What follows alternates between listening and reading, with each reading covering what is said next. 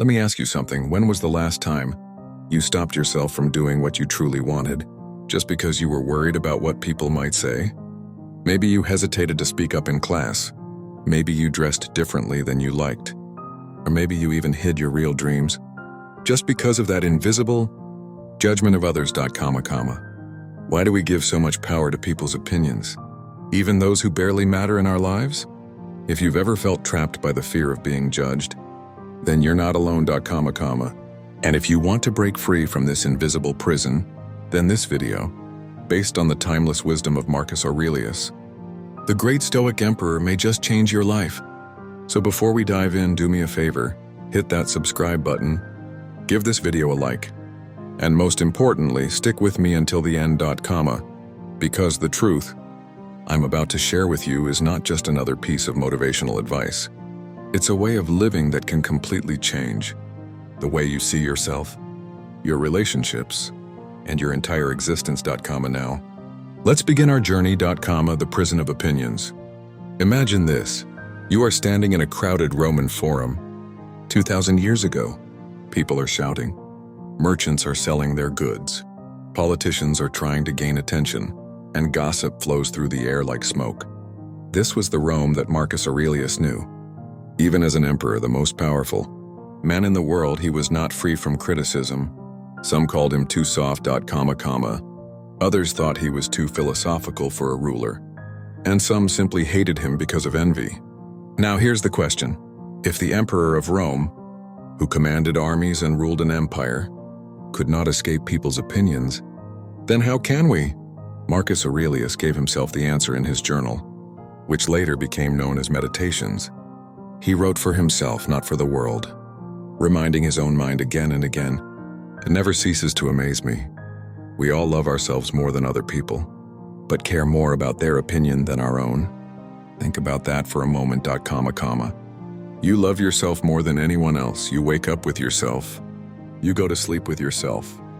You live inside your own mind, yet somehow, the voice of a stranger can control how you feel about your life. Isn't that madness? The weight of invisible chains. Let me share a story. There was once a young man in Rome, not of noble birth, who longed to be a poet. He wrote verses in secret, fearing that people would mock him. He wanted to stand in the forum and recite his work, but the fear of laughter silenced him. One evening, he gathered the courage to read his poems to Marcus Aurelius, who was known to be kind to scholars and artists. The emperor listened quietly, then asked, "Why do you hesitate?" The young man admitted his fear of ridicule. Marcus smiled and said, "You are a prisoner of shadows. You fear voices that vanish as quickly as they are spoken. You are free, yet you live chained." That night, the young man finally recited his poetry in public. Some laughed, some ignored him, but others admired him. And most importantly, for the first time in his life, he was free. This is the essence of Stoicism: to stop being enslaved by opinions, to stop living in the minds of others, and to reclaim your life. Why we care too much. Now let's be honest, you and I both know it's not easy. From childhood, we're trained to seek approval. A child smiles and parents clap. A student answers correctly and the teacher praises. Society rewards conformity and punishes difference. By the time we become adults, we're so addicted to validation that even the frown of a stranger on the street can disturb us. But Marcus Aurelius, in his wisdom, offers us a way out. He reminds us that the opinion of others is outside our control. And according to Stoic philosophy, we should only concern ourselves with what we can control.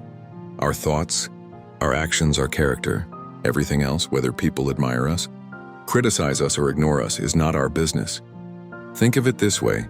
When you walk past a barking dog, do you stop and argue with it? Of course not.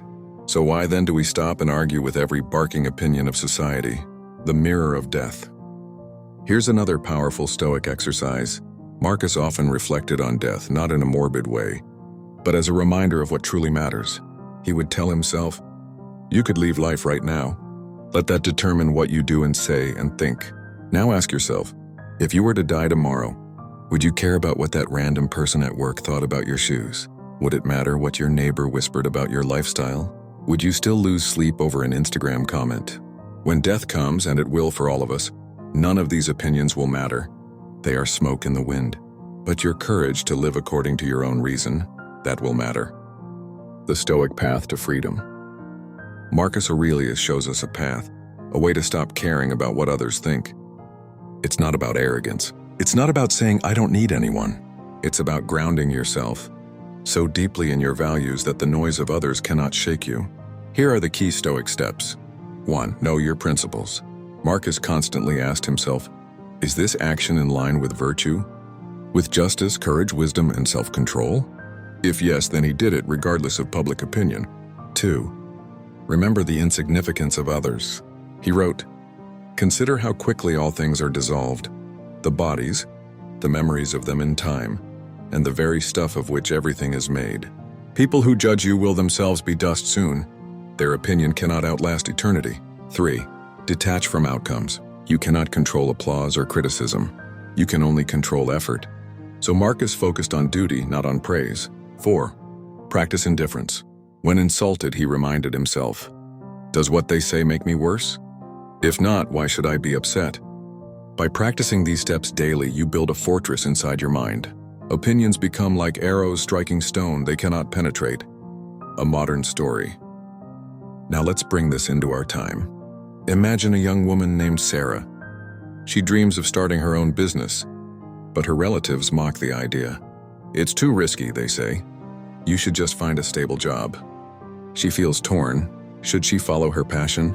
Or should she obey the chorus of opinions? One night she comes across Marcus Aurelius' words. If you are distressed by anything external, the pain is not due to the thing itself, but to your estimate of it, and this you have the power to revoke at any moment. She realizes that the opinions of her relatives are just noise. They are not truth. The only truth is her own reason and courage. So she takes the leap. Yes, some relatives continue to criticize, but slowly others begin to respect her bravery, and most importantly, she respects herself. That is the Stoic way, the greatest approval. Let me ask you, whose approval do you seek most? Society's? Strangers? Friends? Marcus would tell you that the only approval you need is from your own soul. If you can look at yourself in the mirror and say, I acted with integrity, I followed reason, I did not betray myself, then you are free. In one of his reflections, Marcus writes, it is not death that a man should fear, but he should fear never beginning to live. And to truly live, you must stop living for others and begin living for yourself. Final reflection. So, my friend, the next time you catch yourself hesitating because of what people might think, remember Marcus Aurelius. Remember that even an emperor faced criticism. Remember that opinions vanish like smoke, but your life is yours alone. Ask yourself, if this were my last day alive, would I let this opinion stop me? If the answer is no, then go forward with courage. That is the Stoic way to stop caring what others think. Closing.